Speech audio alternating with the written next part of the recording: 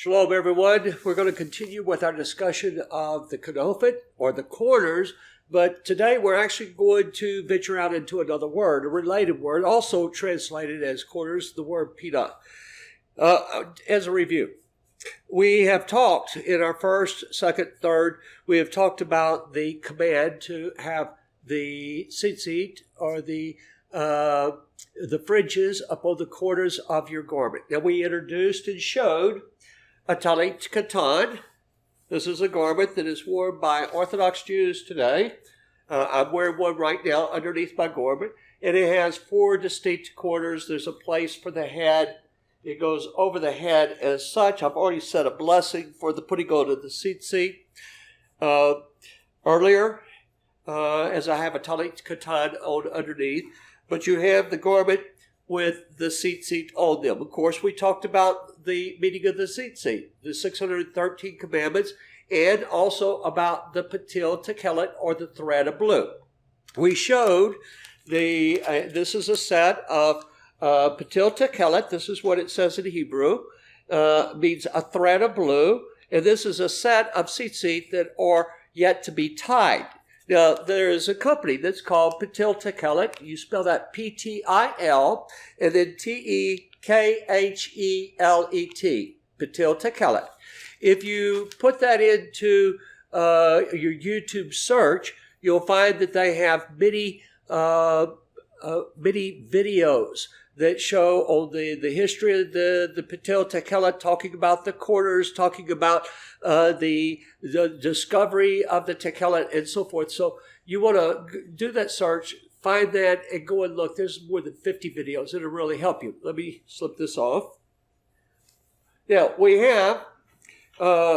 talked about in our last video about how that the Kenofit, the kanof, or the kanof means the corner. Kenofit is the corners, is used for the corners of the land. We had numbers of passages that went over, and we mentioned that in the Amidah, or the daily prayers, the standing prayers, that there is a prayer that is done every day but the Shabbat, or on a high day, a high Sabbath.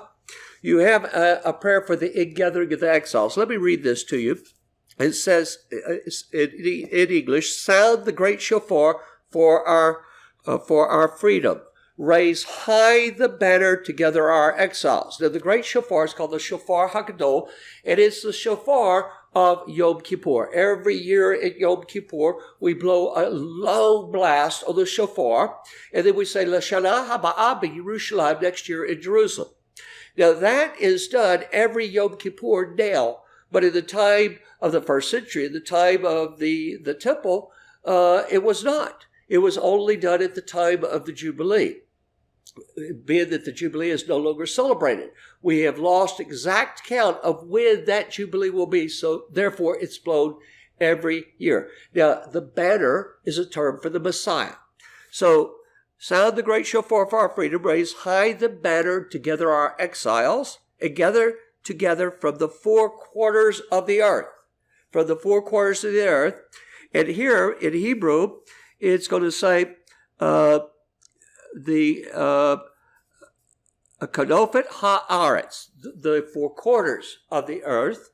Me'arba Kenofit ha'aretz, okay? From the four, but that translates here, four corners of the earth. Blessed are you, Lord, who gathers the dispersed of his people Israel. There are many other passages that we could go to. Now, I'd like to go to one out of the New Testament where we see Yeshua speaking. This is going to be in Matthew 24. And you'll see a lot of the same terminology. It says, verse 29 in chapter 24, Matthew, immediately after the tribulation of those days, the sun will be darkened, the moon will not give its light, the stars will fall from heaven, and the powers of the heavens will be shaken. Then the sign of the Son of Man will appear in heaven, and then all the tribes of the earth will mourn. They will see the Son of Man coming on the clouds of heaven with power and great glory. That is taken from passages that we have in Zechariah 12, as well as Daniel in chapter 7. Verse 31. He will send his angels with a shofar hagadol, a great sound of a trumpet, and they will gather together his elect from the four winds from one end of heaven to the other. Okay. Now we have numbers of references that we could go to in the New Testament. Revelation has 2 where it calls like 4 corners. It will say 4 winds. Okay. So let's put this to the side. And I want to go to a passage from Josephus where he's talking about the Holy Temple. Now, in the Holy Temple, he's describing the first temple of Solomon, and he's described the inner courtyard. Now, the inner courtyard, let me move right over here. The inner courtyard would be this area right here. And so he says, into this precinct, it says, outside of this, he built another sacred precinct in the form of a quadrangle. Now, that is going to be these buildings here. And actually, we have discovered another building back here. So this building would be moved further down. This building would be moved further down. And it would come around like this and across here. Okay? This is what he's referring to. It says, outside of this, he built another sacred precinct in the form of a quadrangle and erected great and wide porticos. Now, a portico is going to be a covered, an esplanade, covered stoa. And so what he's referring to is these corner buildings right here. And in fact, in the Hebrew translation, Josephus, he literally called these lishkot, which means buildings. And so great and wide porticos, which were entered by high gates, each of which faced one of the 4 corners, and was closed by golden doors. Okay? So what is he referring to? One of the 4 corners. So we're going to have, this building is actually going to be a quarter, and so it's going to be a direction. We know that the 4 Kenophin are the 4 directions of the earth, north, south, east, and west. But we always picture it like a compass we see as circular, okay? And it has cardinal points on it. It has like a cross in the middle. North is straight up. South is straight down. To the right is going to be east, and to the west is going to be to our left. Now, we subdivide this, and so we'll say something is, instead of maybe due east, we might say, well, it's northeast, or southeast, or southwest, or northwest, or northeast. Among the Jewish people, anciently, this was never done. It was only the 4 directions. So we have that each of these buildings, now these buildings are not going to be called kanaf or kanofit. It's rather this word pinah. You'd spell that Pinnah. And so it's like a synonymous term. But we have each of these buildings were called by a name. And so let me go through that with you. This is a book that I've written. It's called Measure the Pattern, Volume 1, a study of the structures surrounding the inner courtyard of the temple. And so I want to show you a diagram. Now this is taken from the book of Ezekiel. And we see that the building that would be on the southwest corner was called the South Building. The building that was on the southeast was called the East Building.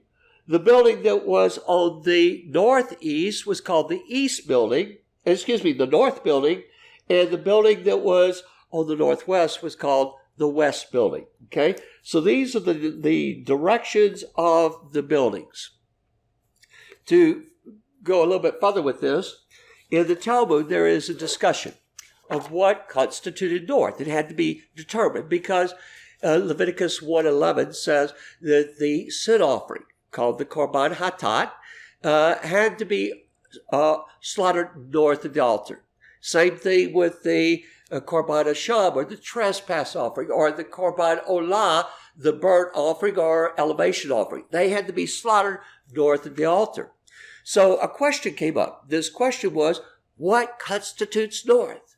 And so this is an illustration of 3 different opinions. And the 3 opinions were due north. And then to the side here, I have the rabbi that brought this forth. Then we have north and northwest by another rabbi. And then the halakha, or the decision of the Sanhedrin, was that due north, northwest, and northeast would all constitute north. Okay, now that becomes important. And this last was the decision of Rabbi Yehuda Hanasi, who was the redactor of the Mishnah. He is the one that finally closed the Mishnah. All right, now, why is this so important? Well, we're going to go to the book of Isaiah, and we're going to go to the 63rd chapter.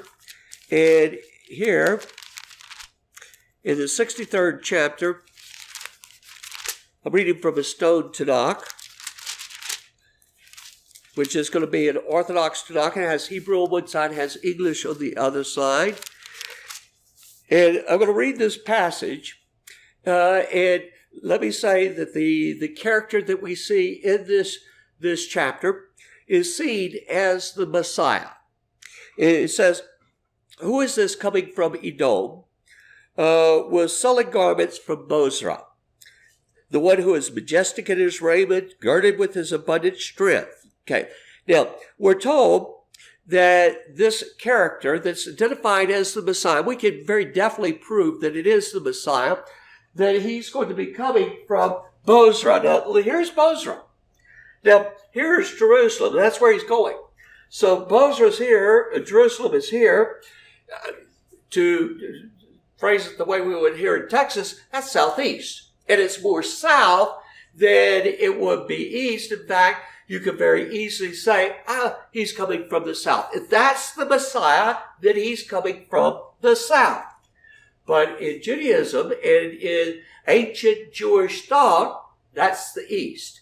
Even though it's way down more to the south than it is to the east, that's going to be from the east. This region here is going to be called Edom, or Edom, okay? So let's read.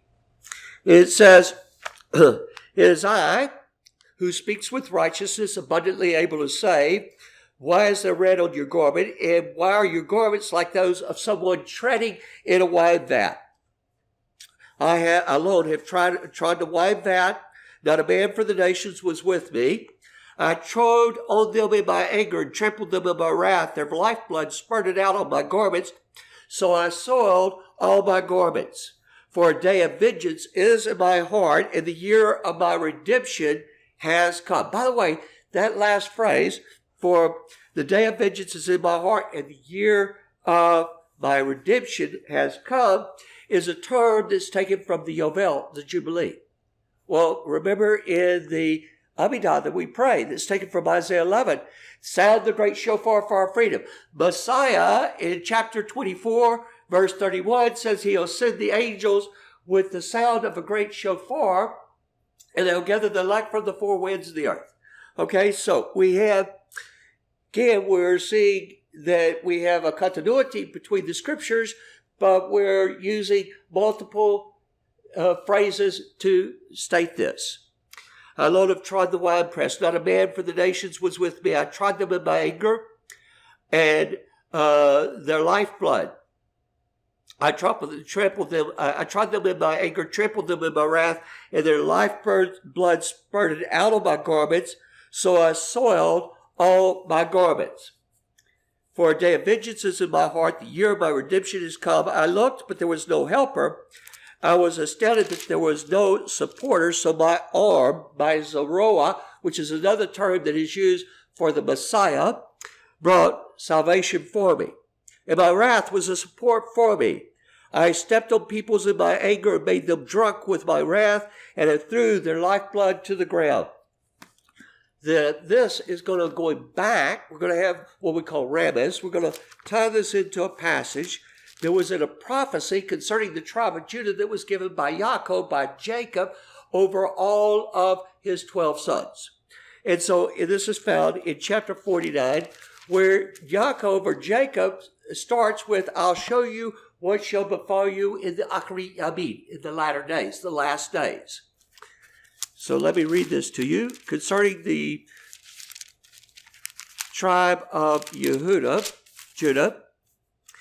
He says, Verse 11, binding his donkey to the vine and his donkey's colt to the choice vine. He washed his garments in wine and his clothes in the blood of grapes. Okay? So you can see how that he washed his garments in wine is exactly what we're told in Isaiah 63. Let's go to the book of Revelation, chapter 14. In Revelation chapter 14, we're going to go to verse 17. Then another angel came out of the temple, which is in heaven, he also having a sharp sickle. And another angel came out from the altar, who had power over fire, and he cried with a loud cry to him who had the sharp sickle, saying, thrust in your sharp sickle and gather the clusters of the wine of the earth, and for her grapes are fully ripe. So the angel thrust his sickle into the earth and gathered the vine of the earth and threw it into the great winepress of the wrath of God. And the winepress was trampled outside the city, and blood came out of the winepress up to the horses' ladles for 1,600 furlongs. Okay, so we have back at the beginning in Bereshit, in the future, the book of Revelation, and in the middle, in the book of Isaiah, we have that the Messiah is going to be coming from Bozrah out of Edom, which would seem to be to the south. Now, we're going to look at something else here that I think has a really unique relationship. We're going to look at this picture here, this map. We're going to see the traditional view of the Exodus out of Egypt. And I disagree with this traditional view. And I believe that we can establish, maybe we'll do some YouTubes on this at a later point. But traditionally, the children of Israel, the land of Goshen, is located in the northeastern Nile Delta, right in this region. According to the text, the journey begins from Sukkot, which they have placed in this map, up here north of the Gulf of Suez. And again, I would disagree with this location. And they show them crossing through, not actually going through the sea, but down to Mount Sinai in the Sinai Peninsula. Now, Mount Sinai, it does not take much to be able to establish it's not the correct place. This was established as a location by Helena, the mother of Constantine, who was no Bible scholar. We know that Moses goes to the original Mount Sinai, his first trip out there. That's where he sees the burning bush. And he's told, you will bring the people back to this mountain. Well, he was from the land of Midian. Now, the land of Midian is not down here, but on the eastern side of the Gulf of Aqaba.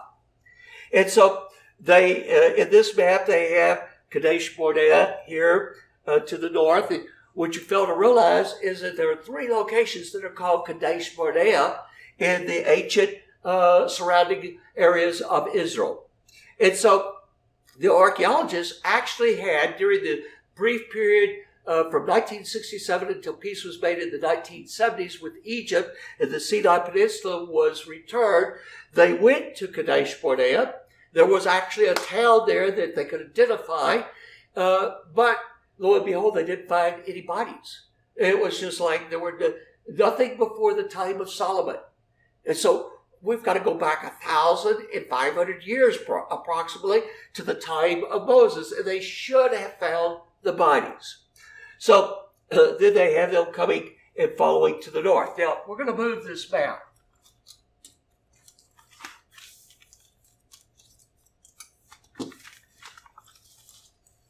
And we're going to go to another map. I love maps. And here I have marked. This is the traditional spot in the Nile Delta. Of course, here is here's the Gulf of Suez. Here's the Gulf of Aqaba. This is the Sinai Peninsula. Israel's going to be up here. And rather than in the Nile Delta, there is a lake that in the 12th dynasty, at the time of Joseph, that this was the most fertile region of Egypt, and it's called the Fayum. And there is a place within there that is called Sukkot. Now, this is a detailed teaching we don't have the time to go into here, but for the sake of just showing you the path, they would come across here carrying the bones of Joseph, cross the sea, and they would come up and intersect a road. There's an ancient road called the Derek Seir, or the highway to Seir, or Edom. Goes straight across here. And in fact, today you can drive it. It is a paved road, which is the highway from Jordan into Egypt. So they came across this road, turned, and came down here to the east of the land of Midian. Now there's a mountain that we're fairly certain that this is the biblical Sinai called Jabal Lawns. Now from there, all this region around that's going to be called Timon, and the wilderness of Sin. All right, so north of it, we believe, is the location of Kadesh Barnea, which would be located in what is in modern-day Jordan called Wadi Rum. Okay, so from there, we have the next little mark up here is going to be Petra. And that's on the path of Moses and the children of Israel as they marched north. Now, in fact, if you go to Petra today, you'll see that the canyon leading in is called Wadi Musa, or the Canyon of Moses. Now, from there, right up here is Bozrah. Now, look at Bozrah here and look at Jerusalem here. Okay? This is the path of the Exodus. So, I want to go to several passages. And, in fact, I'm going to read these from New King James. The first we're going to read is going to be out of the book of Deuteronomy at the very end, where Moses is speaking, Moshe in Hebrew, in chapter 33, and it says, verse 2, and he said, the Lord came from Sinai and dawned on them from Seir. He shone forth from Mount Paran, and he came with 10,000s of saints.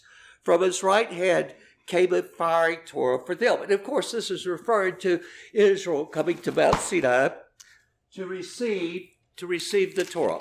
Okay? We're going to go forward to the book of Shoftim, Judges. Now, what we're going to see is what we call a double reference prophecy. In other words, that which happened before will happen again. So we're going to go to chapter 5. In chapter 5, this is the Song of Deborah. And she says the same thing. It says,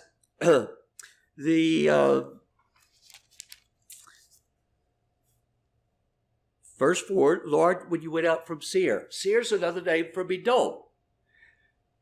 When you marched for the field of Edom, or Edom, you might know it as Edom, the earth trembled, the heavens poured, the clouds also poured water, the mountains gushed before the Lord, the Sinai before the Lord God of Israel. Now we're going to go to the book of Habakkuk. In Habakkuk, we're going to go to the 3rd chapter in verse 3. God came from Timon. Whoa, Timon, that is ancient Edom, or below Edom. That's going to be around Mount Sinai, the Holy One from Mount Paran. Mount Paran, by the way, is another name for the region of Mount Sinai according to the scriptures. His glory covered the heavens, and the earth was full of his praise. His brightness was like the light. He had rays flashing from his hand, and there his power was hidden. Before him went pestilence, and fever followed at his feet. He stood and measured the earth and looked and startled the nation, and the everlasting mountains were scattered, the perpetual hills bowed. His ways are everlasting. I saw the tents of Cushan in affliction, the curtains of the land of Midian trembled. O Lord, were you displeased with the rivers? Was your anger against the rivers? Was your wrath against the sea that you rode on your horses, your chariots of salvation? Your bow was made quite ready. Oaths were sworn over your arrows. Selah. You divided the earth with rivers. The mountains saw you and trembled. The overflowing of the water passed by. The deep uttered its voice and lifted its hands on high. The sun and moon stood still in their habitation. At the light of your arrows they went. At the shining of your glittering spear, you marched through the land in indignation. Now, this word indignation is a word that's synonymous when we're looking at the English text with the time of the birth pains or the time of trouble, that 7-year period that in Christianity is called the tribulation. You went forth for the salvation of your people. This is verse 13, by the way. for salvation with your anointed. You struck the head from the house of the wicked by laying bare the foundation to its neck, Selah. Now, we're going to go in the Tanakh. We're going to go to Habakkuk chapter 3 and verse 13.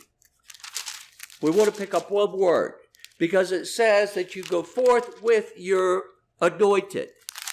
So what we want to see in verse 13,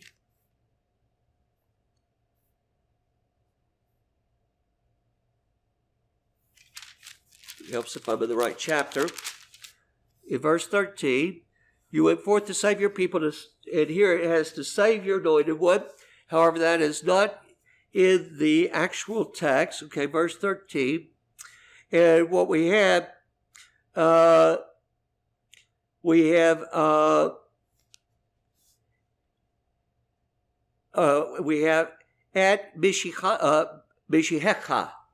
At Mishihecha. What would that be? It would be that you go forth with your Messiah. Okay, so we have something that's interesting that's developing, because these prophecies, like many of the prophecies, again, are what we call double reference prophecies. That which happened before will happen again. So here, let me go back to the map. We have that in Messiah's coming, he will be coming from what you and I would call the south.